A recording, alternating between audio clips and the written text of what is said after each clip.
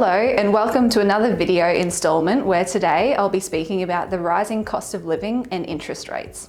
And this is a hot topic because back in the March quarter this year, we saw inflation at higher levels than it's been since 2009.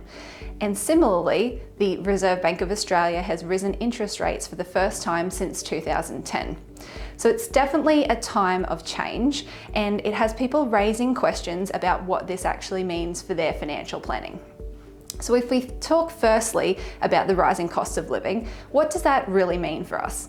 Well, firstly, I know that it costs me extra when I want to go and get my cup of coffee. But in all reality, we also have other economic factors that come into play. So for a start, we know that if you're in an employment situation, the economy is strongly placed. So we're actually seeing the unemployment rates at very low levels, and wages growth is expected to be there as well. So what that means in reality is that with income coming in at a stronger level, we should be able to sustain these higher levels of inflation. And really, the rising cost of living is a good thing because it means the economy is starting to head along again. But if I'm in the retirement phase, I might have another question because now I've built this lovely big nest egg and I have to consider how that's going to affect my capital drawings. Now, this is something that a well thought out financial plan has in place from the start. And here at Allmans, we believe that it's important to look at inflation as a long-term factor and understand that the average level of inflation is something that needs to be thought about, and when we're considering the level of returns that must be generated in a portfolio, because it's a natural cost there.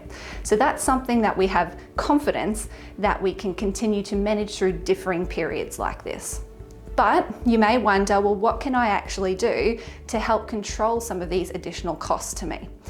One of the areas that the government's given some support in is in things like the Commonwealth Seniors Health Card, or sometimes the Low Income Health Card, which is a card that's designed to help specifically with costs such as pharmaceuticals, medical costs, transportation and rates. Now, these are actually deemed cards, so you don't need to be eligible for things like the age pension to get access to a card like this. You just have to submit to an income test. So that's one area that if you haven't got a card in place, it might be an ideal time to talk to your financial advisor.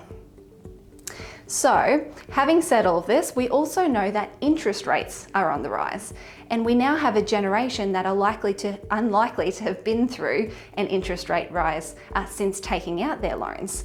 This is important because when we think about our capacity to pay for interest into the future, we need to consider that over time, if I've got a 30-year loan, it's highly likely that my interest will be on the move. Now, the banks do this for us to start off with, and they take an additional percentage on top, called a margin, that they assume interest rates will rise by at some point, and they need to ensure that there's the capacity there. But it does have us asking questions about things like locking in interest rates. So at the moment, if I've got a variable rate of interest, that means that it's moving continually. Now, the bank may offer me a fixed rate of interest for 12 months or 2 years. And what that actually means is they're taking an indication of what they expect will happen with interest rates in future. So you may notice at the moment that fixed rates are at a higher position than where your variable rates are.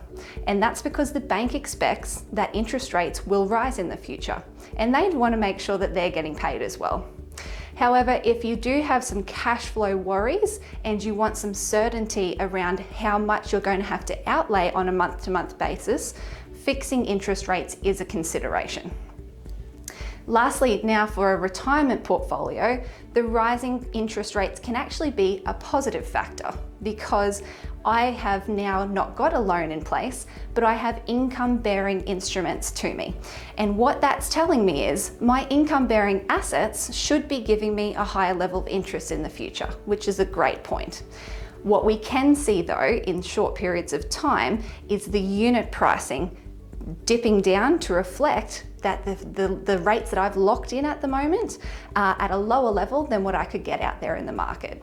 So that's nothing to be concerned about, and what we would say is that with a really well diversified portfolio and with time in markets, some of those key factors that we talk about over and over again, you'll have a good investment experience.